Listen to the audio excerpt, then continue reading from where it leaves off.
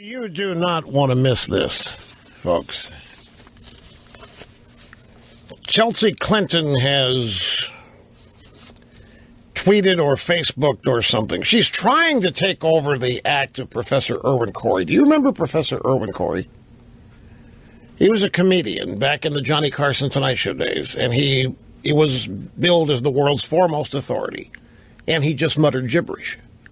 He made fun of scientists and intellectuals. He had hair going, all wore tennis shoes and an old Western bar jacket with a little thin bow tie.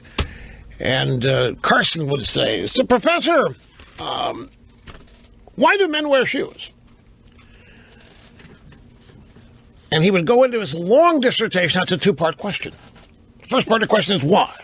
Men have been trying to answer the question why since men have been speaking, and since men have been wondering. The question why is open-ended. Nobody knows why. Everybody wants to know why. Why can never be answered. It's always being asked. We want it to be asked. Asked why means people are curious. It went on and on and on. Asked to do men wear shoes? Yes. Anyway, he was widely known. He was one of my favorite comedians. And I am convinced that Chelsea Clinton is attempting to take over and steal his act. Chelsea Clinton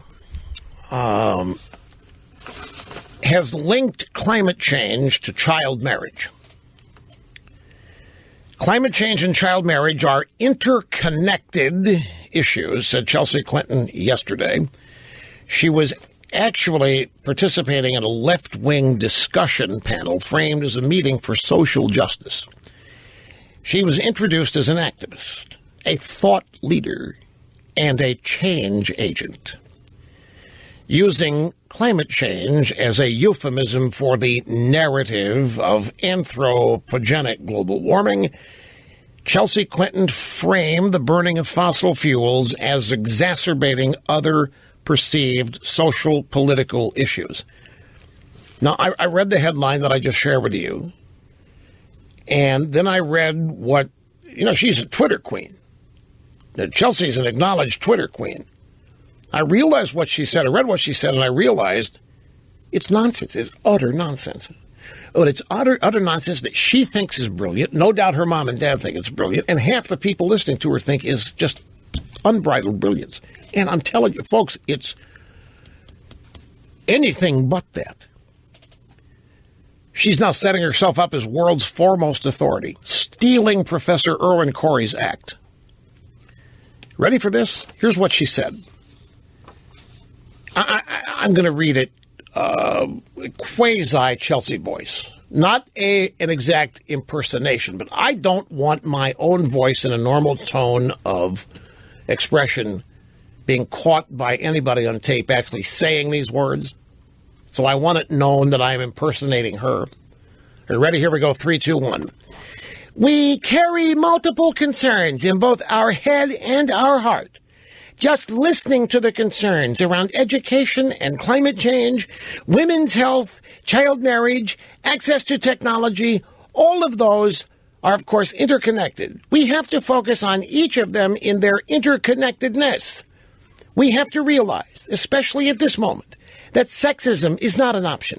Islamophobia is not an option. Racism is not an option. Homophobia is not an option.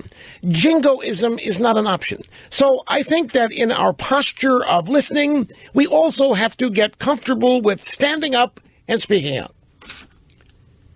She said that. And then there were wild cheers and applause like people had never heard this kind of brilliance. And it's gobbledygook. It is literally nothing. There's nobody that has the slightest idea what she's... Well, I take it back. I could probably translate this. If I wanted to spend the time, I could probably tell you what she's trying to say. It would worry me if I succeeded. So I'm not going to make that big an effort. But it doesn't... Barbara Bush, the eldest daughter of George W. Bush, was also on the panel, describing access to health care goods and services as a right. She said, I'm really lucky in that the work I do at Global Health Corps, I get to work with young leaders from around the world that are passionate about social justice and believing that health is a human right. And then Chelsea piped in, health is a human right.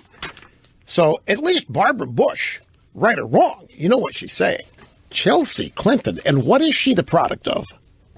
Well, she's the product of her parents. What in the world must this young woman have heard growing up? I'm trying not to laugh here. You know, we've been told to respect the offspring of our presidents and first ladies. We've been told not to include the children in the media, but I'm telling folks. Well, yeah, unless her name's Trump, of course, that's obviously. Okay, now, let me read this in my normal voice, and you tell me if this is brilliant. Imagine this is, I'm monologuing, folks, and I'm actually trying to convince you. We carry multiple concerns in both our head and our heart. We have concerns in our head, we have concerns in our heart. There are multiple concerns. And just listening to the concerns around education. Did you know that concerns surround education? I've often thought about the concerns around education and the concerns around climate change. And I've listened to these concerns. I've listened more than anybody else has to the concerns around education and climate change. I've listened to the concerns around women's health, the concerns around child marriage and what climate change has to do with child marriage. Did you know that there's an connectivity between child marriage and climate change? And then the concerns of access to technology. All of those are, of course, interconnected connectivity. We have to focus, people. We have to focus on each of them in their interconnectedness. What did I just say? Does anybody know? Can anybody tell me what I just said? You can't tell me the point I was trying to make. I defy you.